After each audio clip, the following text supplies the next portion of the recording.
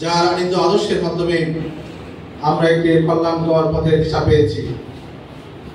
সম্মানিত শ্রমিক ভাইরা, আমরা বলতে চাই আজকে এই 5ই আগস্টের বিপ্লবের মাধ্যমে ছাত্র জনতা এবং শ্রমিকের অংশগ্রহণে যে বিপ্লব সাধিত হয়েছে, এই বিপ্লব যেন টেকসই হয়, এই বিপ্লব যেন মানুষের কল্যাণ বয়ে আনে, এই বিপ্লব যেন বাংলাদেশের গণতন্ত্রকামী মানুষের অধিকার আদায়ের লক্ষ্যে কাজ করতে পারে।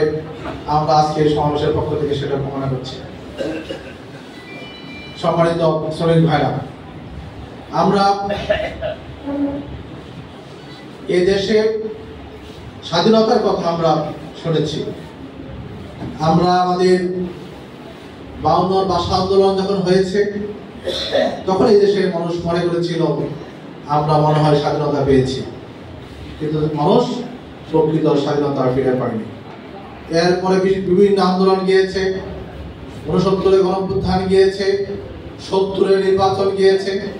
70-এর নির্বাচনের মূল প্রেক্ষাপট ছিল যে মানুষ তার ভোটাধিকার প্রয়োগ করেছিল। আওয়ামী লীগ এদেশে 298টি আসন পেয়েছিল, কিন্তু এদেশের মানুষের যে মত প্রকাশ করেছিল, ভোট দিয়েছিল, সেই ভোটের প্রতিফলন সরকারে ঘটে নাই। যার কারণে এদেশের মানুষ বিদ্রোহ করেছিল।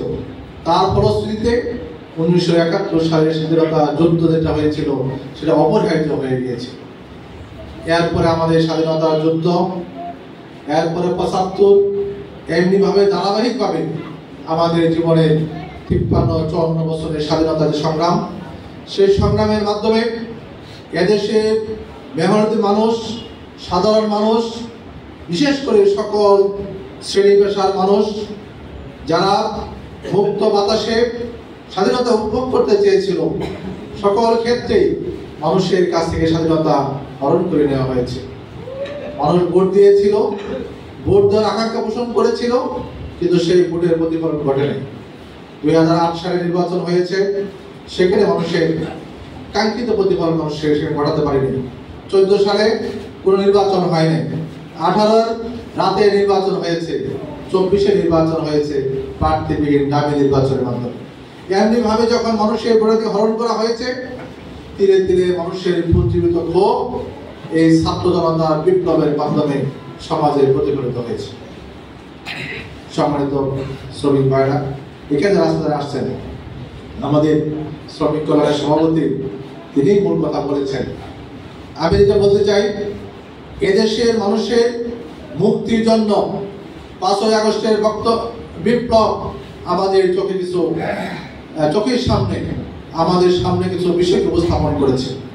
আমরা যদি মনে করি এই বিপ্লবে যারা শাহাদাত বরণ করেছে তাদের মধ্যে অধিকাংশ হচ্ছে ছাত্র, দ্বিতীয় ক্যাটাগরি হচ্ছে শ্রমিক জনতা।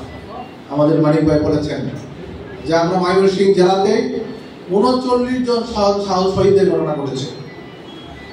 ঢাকা সহ বিভিন্ন এলাকায় 39 জন ভাই এখানে শহীদ হয়েছেন।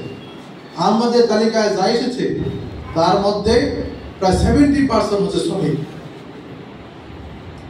70% হচ্ছে শ্রমিক।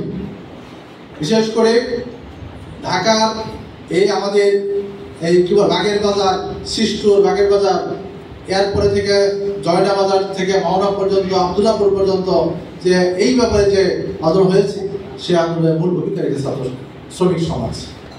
আমি এইটাই বলতে চাচ্ছি যে একটি কাঙ্ক্ষিত বিপ্লবের জন্য শ্রমিকদের অংশগ্রহণ ব্যতীত সফলতা অর্জন করা কঠিন। আমরা বিভিন্ন সময়ে এই কথাগুলো সমাজের কাছে আমরা উপস্থাপন করেছি। 2টা শক্তি দরকার একটি কাঙ্ক্ষিত বিপ্লবের জন্য, অন্যতম ছাত্র, দ্বিতীয়ত শ্রমিক। এই বিপ্লবের মাধ্যমে 5ই আগস্টের বিপ্লবের মাধ্যমে সারা দুনিয়ার কাছে উপস্থাপিত হয়েছে এই 2টি শক্তি ছাড়া কোনো বিপ্লব সাধন করা, কোনো গণঅভ্যুত্থান সফল করার কোনো সুযোগ নাই। সেই জন্য আমরা আজকে শ্রমিক কল্যাণ ফেডারেশনের পক্ষ থেকে আপনাদের ত্রিশাল উপজেলার যেটা আমরা বলতে চাচ্ছি যে এইখানে আমরা একটি রিক্সা শ্রমিক ট্রেড ইউনিয়ন এখানে সৃষ্টি হয়েছে, কিন্তু এইটাকে সকল শ্রেণীর শ্রমিকদের মাঝখানে ট্রেড ইউনিয়ন সৃষ্টি করার জন্য যে ধরনের উদ্যোগ হওয়া দরকার সেটা আমরা কাঙ্ক্ষিত করতে পারছি। আমাদের পরিবেশ, যে পরিবেশ আমাদেরকে সেই কাঙ্ক্ষিত সুযোগ করে দেয় নাই, আমি মনে করি এই পরিবর্তিত পরিস্থিতিতে তা পূরণ করতে হবে। সেজন্য আপনারা আজকে দেখে যারা এসেছেন তাদের ভূমিকা হচ্ছে অত্যন্ত গুরুত্বপূর্ণ। আপনারা যদি এগিয়ে আসেন, আপনারা যদি এই শ্রমিক জনতাকে ঐক্যবদ্ধ করে একটি কাঙ্ক্ষিত শ্রমিক বিপ্লবের জন্য আপনাকে যদি চান, তাহলে এখানে সেটা সম্ভব। এখানে আমাদের গার্মেন্টস শিল্প আছে। আজকে গার্মেন্টস শিল্প স্থির করার জন্য চেষ্টা চলছে।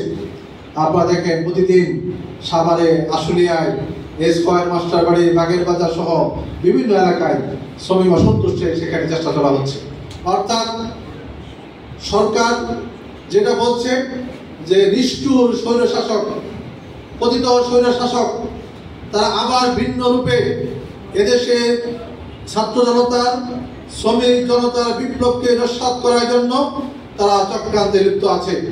আমরা আজকে এই সমাবেশের পক্ষ থেকে বলতে চাই, পতিত সরকারের, বিতাড়িত সরকারের, পলায়ন পর সরকারের পুরো ধরনের ষড়যন্ত্র বাংলাদেশে সফল হতে দেওয়া হবে না ইনশাআল্লাহ। সেজন্য শ্রমিকদেরকে অগ্রণী ভূমিকা পালন করতে হবে। কোনো ধরনের উস্কানি, কোনো ধরনের অপতৎপরতা, কোনো ধরনের ষড়যন্ত্র সাথে আমরা নিজেরা লিপ্ত হব না এবং অন্যকে লিপ্ত হইতে আমরা এখানে দেব না ইনশাআল্লাহ। সেজন্য আপনাদেরকে শ্রমিক কল্যাণের যে মূল থিম, আমাদের সভাপতি এটা বলছে, আমাদের সভাপতি বলেছেন যে আমরা দুইটাকে অর্জন করতে চাই। অর্থাৎ দুনিয়াতে আমরা কল্যাণকর জীবন ব্যবস্থা পেতে চাই, পরকালেও আমরা একটা কল্যাণকর আমরা ব্যবস্থা পেতে চাই। অর্থাৎ পরকালে যে সফলতা সেটা আমরা পেতে চাই। তো সেটার জন্য একদল আদর্শিক, নৈতিকতা সম্পন্ন, দুনিয়া মানুষের হক আদায়কারী